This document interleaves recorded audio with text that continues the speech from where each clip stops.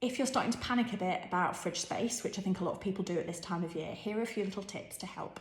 First of all, have a look in your fridge and get rid of all the stuff you're probably not going to use over the next week. So all those bottles of ketchup, pickles, weird things, get them in a box, put them in the garage or in a shed or in a cold room or even in the car boot. Just get them out of the way.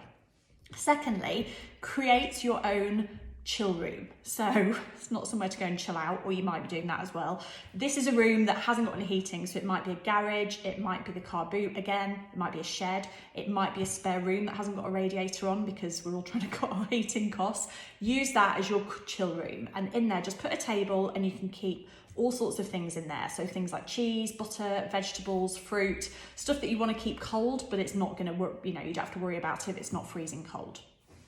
Third thing is, if you've got a big cool box, just use one of those and you can just put some new ice in it every day, and you can use that to keep things cool as well. If you want to find out more about what needs to keep cool, what you can keep at room temperature, all that kind of thing, it's all covered off in my Christmas cooking guide. So if you want to get hold of that, you can get hold of it at cookwithjem.com, and you can get there via the link in my bio, or you can drop me a DM and I'll send you the link.